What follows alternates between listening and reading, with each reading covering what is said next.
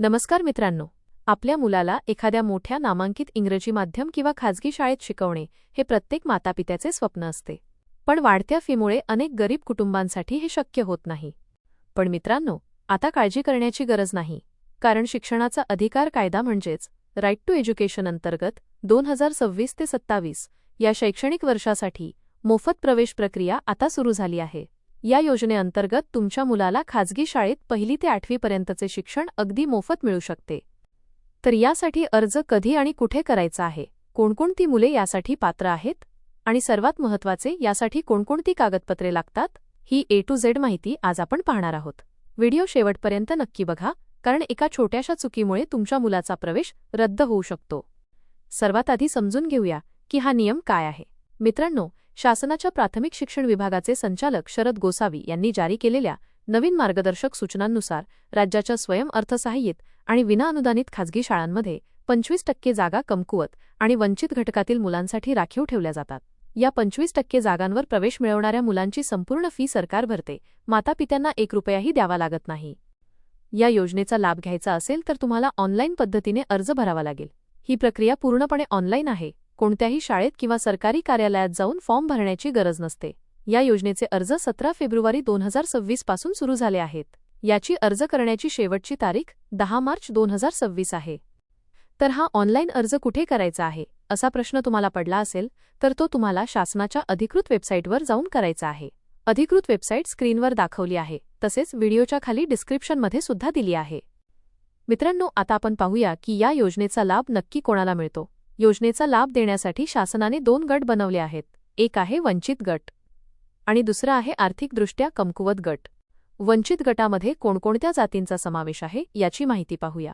यामध्ये अनुसूचित जाती, अनुसूचित जमाती, विमुक्त जाती, भटक्या जमाती, इतर मागासवर्ग आणि विशेष मागासवर्ग या जातींचा समावेश होतो. यासोबतच HIV बाधित मुले, अनाथ मुले, दिव्यांग मुले आणि कोविड बाधित मुलांचाही यात समावेश आहे.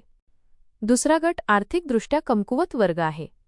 यामध्ये ओपन कॅटेगरी, खुला प्रवर्ग, जातीची मुले येतात. जर तुम्ही ओपन कॅटेगरीमध्ये आहात पण तुमच्या कुटुंबाचे वार्षिक उत्पन्न 1 लाख रुपयांपेक्षा कमी आहे, तर तुम्ही या गटातून अर्ज करू शकता. मित्रांनो, जर तुम्हाला फॉर्म भरायचा असेल तर तुम्हाला काही कागदपत्रे आतापासूनच तयार ठेवावी लागतील. तर ती कोणती आहेत याची माहिती आता पाहूया. सर्वात आधी उत्पन्नाचा दाखला, त्यानंतर जातीचा दाखला. जर वंचित गटातून अर्ज करत असाल तर मुलाचे किंवा वडिलांचे प्रमाणपत्र चालेल.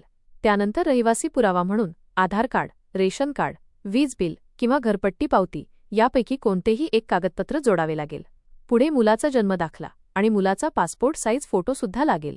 अर्ज करताना ही कागदपत्रे तयार ठेवा. मित्रांनो, शिक्षण विभागाने यामध्ये काही महत्त्वाचे नियम सांगितले आहेत, ते लक्षपूर्वक ऐका. पोर्टलवर तुम्हाला तुमच्या राहत्या ठिकाणावरून 1 किलोमीटरच्या हवाई अंतरावरील शाळाच दिसतील.